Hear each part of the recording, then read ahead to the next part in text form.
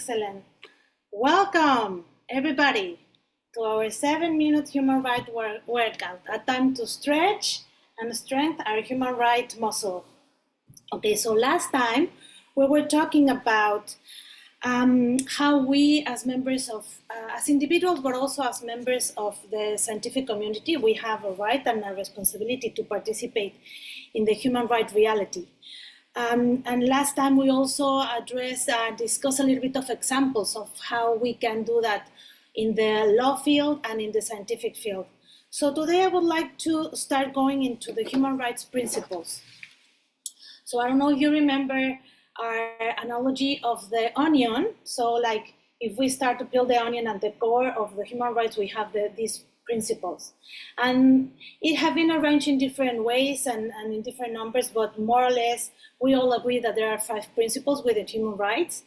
The first principle has to do with the right holders.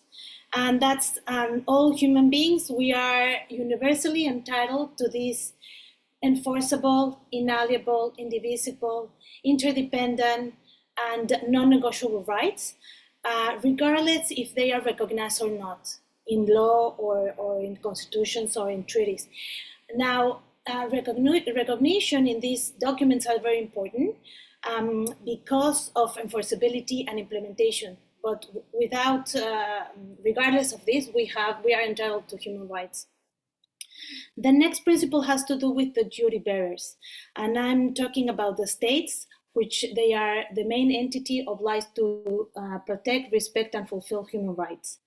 The third principle has to do with accountability measures that has to be in place when the states do not meet set obligations, and also the remedies that are also in place in case they fail to do so. And then the fourth principle is the non-discrimination principle and the equity principle, where the most vulnerable and marginalized are prioritized always. And the fifth principle is about the procedural rights.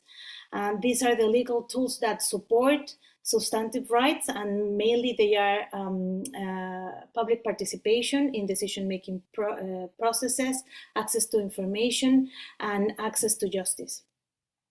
So I would like today to go a little bit more in depth on the duty bearers principle, just because last week Guinea and Sia and Naya, we talked a little bit about the obligation of the states toward human rights. So why the states is the main obliged entity?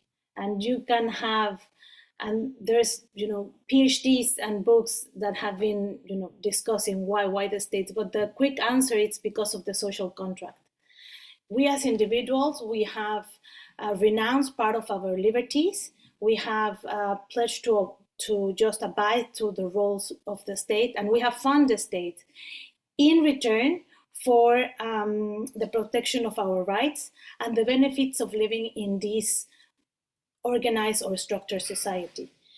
And because of that, the state is the only entity that has the power, the capability, the resources to protect our rights.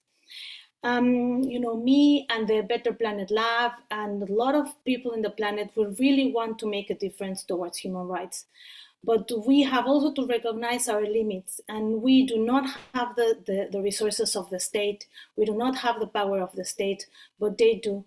So our responsibility here is to make the state accountable and kind of get the bang from our buck, sort of say. Now, with respect to what type of obligations the state needs to do to protect human rights, there are 3: respect, protect, and fulfill. Respect is when the state should not take any measure that result in preventing the realization of human rights. This has been understood as an obligation of not to do, something like that. And originally it has more to do, for example, with political and civil rights. Originally it was understood as the state should not, for example, prevent the right of manifestation or the free speech, for example. But now we are witnessing on how, for example, in the Trump administration, they are not fulfilling, or they are not respecting human rights because they are taking measures to prevent the realization of human rights.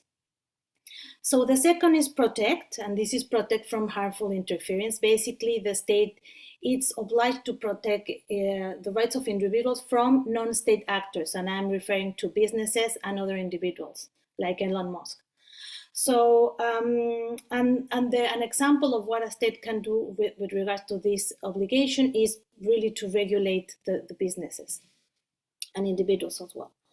And then the last one, and this has been understood as an obligation to do, is to fulfill human rights. And this is to facilitate all the means that are necessary towards the realization of human rights. For example, in the case of the right to food, the state is obliged to provide the means for individuals to either produce food by themselves or have the means to purchase food. So yeah, here are the 7 minutes. I hope you like it, and yeah, see you in the next one.